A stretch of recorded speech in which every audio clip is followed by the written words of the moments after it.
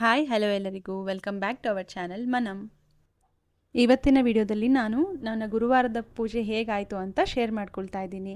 ಇನ್ನು ನಾವು ರಾತ್ರಿನೇ ನಾನು ಮಕ್ಕಳು ಸೇರಿಕೊಂಡು ಆದಷ್ಟು ಎಲ್ಲ ಮಾಪ್ ಹಾಕೊಳ್ಳೋದು, ಹೊರಗಡೆ ಎಲ್ಲ ನೀರು ಹಾಕಿ ಕಸ ಗುಡಿಸ್ಕೊಳ್ಳೋದೆಲ್ಲ ಮಾಡ್ಕೊಂಡ್ವಿ. ಯಾಕಂದರೆ ನಾನು 8 to 5 ವರ್ಕಿಂಗ್ ಜಾಬ್ ಇರೋದ್ರಿಂದ ನನಗೆ ಈ ಥರ ಸ್ವಲ್ಪ ಕನ್ಸೆಕ್ಟೆಡ್ ಆಗಿರುತ್ತೆ ಟೈಮಿಂಗ್ಸ್ ಎಲ್ಲ. ಇನ್ನು ರಾತ್ರಿ ಇವ್ರು ಮಾಪ್ ಹಾಕಿದ್ರೂ ಊಟ ಎಲ್ಲ ಆದಮೇಲೆ ಗ್ಯಾಸ್ ಕಟ್ಟೆಲ್ಲ ಒರೆಸ್ಕೊಂಡು ಎಲ್ಲ ಮಾಡಿದ್ವಿ. ಆದ್ರೂ ಮತ್ತೆ ಬೆಳಿಗ್ಗೆ ಎದ್ದು ನಾನು ಸ್ನಾನ ಎಲ್ಲ ಮುಗಿಸಿ ಮತ್ತೆ ಮಾಪ್ ಹಾಕೇ ಹಾಕ್ತೀನಿ. ಯಾಕಂದರೆ ಓರಿಯೋ ಇರೋದ್ರಿಂದ ರಾತ್ರಿ ಒಂದು ಸತಿ ಮಾಪ್ ಹಾಕಿದ್ರೆ ಬೆಳಿಗ್ಗೆ ಈಸಿ ಆಗುತ್ತೆ ನನಗೆ ಎಲ್ಲ ಕಡೆ ಒರೆಸ್ಕೊಳ್ಳೋದಕ್ಕೆ ಅಂತ ಅಂದ್ಬಿಟ್ಟು ಇಲ್ಲೂ ವಂದನ ಹೆಲ್ಪ್ ಮಾಡ್ತಾ ಇದ್ದಾಳೆ. ಇನ್ನು ನನಗೆ ಮಕ್ಕಳಂತೂ ಹೆಲ್ಪ್ ಮಾಡೇ ಮಾಡ್ತಾರೆ. ಯಾವಾಗಲೂ ಏನು ಹೇಳಿದ್ರು ಮಾಡ್ತಾರೆ. ಬಟ್ ಕೆಲವೊಂದು ಸತಿ ಆಗಲ್ಲಮ್ಮ ಓದ್ಕೊಳ್ತಾ ಇದ್ದೀವಿ ಈ ಥರ ಎಲ್ಲ ಹೇಳ್ತಿರ್ತಾರೆ. ಆದ್ರೂ ಮಾಡಿಸ್ತೀನಿ ನಾನು. ಯಾಕಂದರೆ ಹೆಣ್ಮಕ್ಳು ಎಲ್ಲ ಥರನೂ ಕೆಲಸ ಕಲಿಬೇಕು ಅನ್ನೋದು ನನ್ನ ಇಂಟೆನ್ಷನ್ನು. ಇಲ್ಲಾಗಲೇ ಒಬ್ಬಳು ನೀರು ತೊಗೊಂಡು ಬಂದು ಕೊಡ್ತಿದ್ರೆ ನಾನು ಹೊರಗಡೆ ಎಲ್ಲ ಕ್ಲೀನ್ ಮಾಡಿಕೊಂಡು ಹೊಸಲೆಲ್ಲ ತೊಳ್ಕೊಳ್ತಾ ಇದ್ದೀನಿ. ಮನೆ ಮುಂದೆ ಕ್ಲೀನ್ ಮಾಡೋಕ್ಕೆ ಸ್ವಲ್ಪ ಟೈಮ್ ಹಿಡಿಯೋದ್ರಿಂದ ರಾತ್ರಿನೇ ಎಲ್ಲ ನೀರು ಹಾಕಿ ಪಾಟ್ಸ್ಗೆ ಕ್ಲೀನ್ ಮಾಡಿಕೊಂಡು ರಂಗೋಲಿ ಬಿಟ್ಕೊಂಡ್ರೆ ಬೆಳಿಗ್ಗೆಗೆ ಸ್ವಲ್ಪ ಈಸಿ ಆಗುತ್ತೆ ಅನ್ನೋದಕ್ಕೋಸ್ಕರ ರಾತ್ರಿನೇ ಮಾಡಿಬಿಡ್ತೀನಿ. ಇನ್ನು ನನಗೆ ರಂಗೋಲಿ ಬಿಡಿಸೋದು ಒಂದು ದೊಡ್ಡ ಟಾಸ್ಕು. ಒಂದು ಸತಿ ಬಿಡಿಸಿರ್ತೀನಿ, ಬಟ್ ಆದರೆ ಅದು ಮರ್ತೋಗಿರ್ತೀನಿ. ಬುಕ್ ಇದ್ರೇ ಬಿಡಿಸೋದು ಅಥವಾ ಯೂಟ್ಯೂಬಲ್ಲಿ ನೋಡೇ ಬಿಡಿಸೋದು. ಅದಾಗಿ ನನ್ನ ಮಕ್ಕಳು ರೇಗಿಸ್ತಿದ್ದಾರೆ, ಅಮ್ಮ ನಿನಗೆ ಬರೋದಿಲ್ವಾ ಇದನ್ನು ಬಿಡಿಸೋದಕ್ಕೆ ಅಂತ ಅಂದ್ಬಿಟ್ಟು. ಬಿಡಿಸಿ ಎಲ್ಲ ಮುಗಿಸೋಷ್ಟೊತ್ತಲ್ಲಿ 10:30 ಟೈಮ್ ಆಗಿತ್ತು. ಇನ್ನು ನಾವು ಮುಗಿಸೋಷ್ಟೊತ್ತಲ್ಲಿ ಮಿಸ್ಟರ್ ಎ.ಕೆ ಬಂದರು ಆಫೀಸ್ ಮುಗಿಸ್ಕೊಂಡು. ಇನ್ನು ಅವರಿಗೆ ಊಟ ಬಡಿಸು ಮಲಗು ಅನ್ನೋಷ್ಟೊತ್ತಲ್ಲಿ 11:15 11:30 ಆಗೇ ಆಗುತ್ತೆ. ಒಂದೊಂದು ಸತಿ ಬೇಗ ಬರ್ತಾರೆ, ಒಂದು ಸತಿ ಲೇಟ್ ಆಗುತ್ತೆ ಅವ್ರು ಬರೋಷ್ಟೊತ್ತಲ್ಲಿ. ಇದು ಗುರುವಾರ ಇದ್ದರೆ ಅಂತೂ ಇನ್ನೂ ಬೇಡವೇ ಬೇಡ. ಇನ್ನು ಬೆಳಿಗ್ಗೆ ಬೇಗ ಎದ್ದು 5 ಗಂಟೆಗೇ ನಾನು ನಮ್ಮ ಮನೆಯವರು ಇಬ್ಬರು ವಾಕಿಂಗ್ ಹೋದ್ವಿ. ಅಲ್ಲಿಂದ ವಾಕಿಂಗ್ 1.5 ಅವರ್ ಮಾಡ್ತೀವಿ. 1 ಅವರ್ ಮಾಡ್ತೀವಿ ಅಪ್ರಾಕ್ಸು. ಆದಷ್ಟು 1.5 ಅವರ್ ಮಾಡೋಕ್ಕೆ ಟ್ರೈ ಮಾಡ್ತೀವಿ. ಅಲ್ಲಿಂದ ಬಂದು ಟೀ ಅಲ್ಲೇ ಕುಡ್ಕೊಂಡು ಬಂದಿರ್ತೀವಿ ಟೀನ ಹೊರಗಡೆನೇ. ಇನ್ನು ಮನೆಗೆ ಬಂದು ಇವರಿಗೆ ಲಂಚ್ ಬಾಕ್ಸ್ ಪ್ರಿಪೇರ್ ಮಾಡಿ ಎಲ್ಲ ನಾನು ಪೂಜೆ ಸ್ಟಾರ್ಟ್ ಮಾಡೋಷ್ಟೊತ್ತಲ್ಲಿ 6:40 ಇವತ್ತು 6:40 ಆಗಿರೋದ್ರಿಂದ ನಾನು ಎಲ್ಲ ಕ್ಲೀನ್ ಮಾಡೋಷ್ಟೊತ್ತಲ್ಲಿ ಅಪ್ಪ ಎಷ್ಟೊತ್ತಿಗೆ ಮತ್ತೆ ಆಫೀಸ್ಗೆ ಹೋಗಬೇಕು, ಬೇಗ ಬೇಗ ಮಾಡೋಣ ಅನ್ನೋ ಥರ. ಈ ನಮ್ಮ ದೇವ್ರ ಸಾಮಾನೆಲ್ಲನೂ ಇವತ್ತೇ ಬೆಳಿಗ್ಗೆನೇ ತೆಗೆದು ಕ್ಲೀನ್ ಮಾಡ್ಕೊಂಡಿದ್ದೀನಿ. ಕ್ಲೀನ್ ಮಾಡೋಷ್ಟೊತ್ತಲ್ಲಿ ಇದಕ್ಕೂ ಒಂದು 1/2 ಅವರ್ ಬೇಕೇ ಬೇಕು. ಅದಲ್ಲದೆ ಎಲ್ಲ ಸಿಲ್ವರ್ ಐಟಮ್ಸ್ ಇರೋದ್ರಿಂದ ಸ್ವಲ್ಪ ನೀಟಾಗಿನೇ ಕ್ಲೀನ್ ಮಾಡ್ಕೊಳ್ಳೇಬೇಕು. ವೀಕ್ಲಿ ಒನ್ಸ್ ಅಂತೂ ತೆಗಿಲೇಬೇಕು, ಇಲ್ಲಾಂದರೆ ನೋಡೋಕ್ಕಾಗಲ್ಲ, ಆ ಥರ ಆಗಿಬಿಡುತ್ತೆ. ಇನ್ನು ನಾನೆಲ್ಲ ಮಾಡ್ಕೊಳ್ಳೋಷ್ಟೊತ್ತಲ್ಲಿ ಮಕ್ಳ ಕಡೆ ಹೂವು ಅಂತೆ, ಇನ್ನೂ ನೀರೆಲ್ಲ ತೊಗೊಂಡು ಬಂದಿಡೋದು, ಅಕ್ಕಿ ತಂದಿಡೋದು, ಬತ್ತಿ ಬೇಕಾ, ಹೂವು ಮತ್ತು ಬೇರೆ ಕಡೆ ಎಲ್ಲಾರ ಇಡಬೇಕಾ, ಈ ಥರದ ಕೆಲಸಗಳಲ್ಲೆಲ್ಲ ಹೆಲ್ಪ್ ಮಾಡ್ತಾ ಇರ್ತಾರೆ. ಇನ್ನು ನಮ್ಮ ಮನೇಲಿ ಡೈಲಿ ಪೂಜೆ ಇದ್ದೇ ಇರುತ್ತೆ ಬೆಳಿಗ್ಗೆ ಸಾಯಂಕಾಲ. ಅದಕ್ಕಾಗಿ 15 ಡೇಸ್ ಒನ್ಸ್ ನಾನು ಏನು ಮಾಡ್ತೀನಿ ಅಂದರೆ ಈ ಥರ ಥರ್ಸ್ಡೇ ಟೈಮಲ್ಲೇ ನಾನು ಡೀಪ್ ಕ್ಲೀನಿಂಗ್ ನಾನು ಇಟ್ಕೊಂಡಿರ್ತೀನಿ.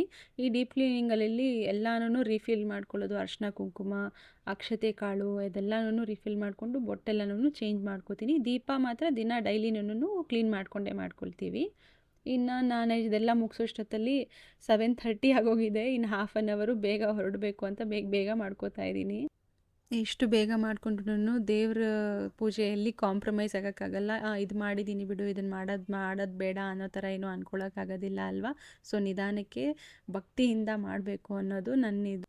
ಇನ್ನು ನಾನು ಆ ಕಡೆ ಲೇಟಾಗಿ ಹೋಗ್ತಿದ್ದೆ ಅಂತಿದ್ರೆ ನಮ್ಮ ಚಿಕ್ಕವಳು ಇಲ್ಲಿ ನನ್ನ ಬ್ಯಾಗನ್ನು, ನನ್ನ ಲಂಚ್ ಬಾಕ್ಸ್ನೆಲ್ಲ ಅರೇಂಜ್ ಮಾಡಿಟ್ಟಿದ್ದಾಳೆ. ಮಮ್ಮ ಪೂಜೆ ಮಾಡಿ ಬೇಗ ಹೊರಡಲಿ ಅನ್ನೋ ಥರ.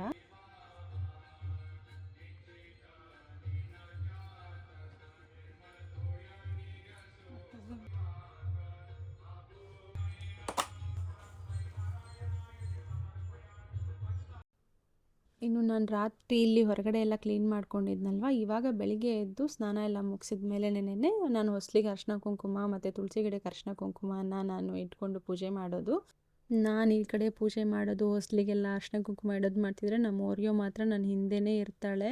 ಅದೇನು ಅಂತ ಗೊತ್ತಿಲ್ಲ, ಥರ್ಸ್ಡೇ ಪೂಜೆ ಮಾಡ್ತಿದ್ರೆ ನನ್ನ ಅಕ್ಕಪಕ್ಕದಲ್ಲೇ ಇದ್ದು ನೋಡ್ತಾ ಇರ್ತಾಳೆ ನಾನು ಏನು ಮಾಡ್ತಾಯಿದ್ದೀನಿ. ನಾನು 9 ವಾರದ ಕಥೆನೂ ಮಾಡಿದ್ದೆ ಬಾಬಾದು. ಆವಾಗ್ಲೂ ಅಷ್ಟೇ ನಾನು ಬುಕ್ ಓದಬೇಕಾದ್ರೆ ಅವಳು ಬಂದು ನನ್ನ ಪಕ್ಕನೇ ಕೂತ್ಕೊಂಡಿರೋದು, ಕೇಳೋದು. ಅದನ್ನೆಲ್ಲ ನೋಡ್ತಿದ್ರೆ ಮೂಕಜೀವಿಗಳಿಗೂ ಎಲ್ಲ ಅರ್ಥ ಆಗುತ್ತೆ ಅವರಿಗೆ. ನಮಗಿನ್ನ ಜಾಸ್ತಿ ಕನೆಕ್ಟ್ ಆಗ್ತಾರೆ ಅವರು ನಮ್ಮ ಜೊತೆ, ಆ ಥರ ಅನಿಸುತ್ತೆ. ಇಲ್ಲಿ ನೋಡಿ ಹೇಗೆ ಕುತ್ಕೊಂಡು ನೋಡ್ತಾ ಇದ್ದಾಳೆ ಎಲ್ಲ ಕಡೆನೂ. ಏನು ಗೊತ್ತಿಲ್ಲ ನನಗೆ ಅನ್ನೋ ಥರ ಕೂತಿರ್ತಾಳೆ. ಬಟ್ ಅವಳಿಗೆಲ್ಲ ಅರ್ಥ ಆಗೇ ಆಗುತ್ತೆ. ವಿಷ್ಣು ಶಶಿವರ್ಣಂ ಚತುರ್ಭುಜಂ ಪ್ರಸನ್ನವದನಂ ಧ್ಯಾಯೇ ಸರ್ವವಿಘ್ನೋಪಶಾಂತಯೇ.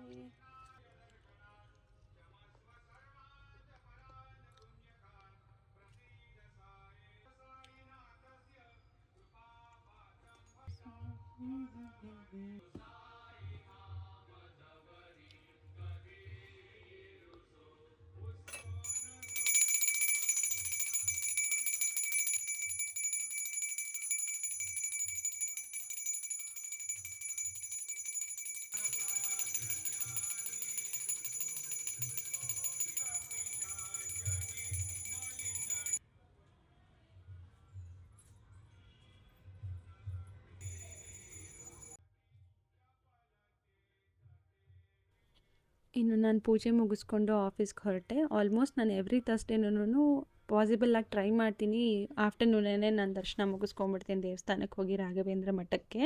ಬಟ್ ಇವತ್ತು ಆಗಲಿಲ್ಲ. ಇವತ್ತು ನಾನು ಸಾಯಂಕಾಲನೇ ಬಂದು ದರ್ಶನ ಮಾಡಿಕೊಂಡೆ. ತುಂಬ ಜನ ಇದ್ದರು. ಆಫ್ಟರ್ನೂನ್ ಬರೋದ್ರಿಂದ ನನಗೆ ಗೊತ್ತಾಗಿರೋಲ್ಲ ಇಷ್ಟು ಜನ ಇರ್ತಾರೆ ಅಂತಂದ್ಬಿಟ್ಟು.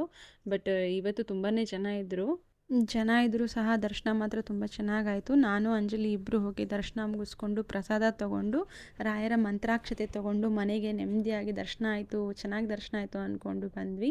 ಈ ಥರ ನನಗೆ ಥರ್ಸ್ಡೇ ಹೋಗೋದೇ ಗೊತ್ತಾಗಲ್ಲ, ನಾನು ಇಷ್ಟು ಬ್ಯುಸಿಯಾಗಿರ್ತೀನಿ ಥರ್ಸ್ಡೇ ಟೈಮಲ್ಲಿ.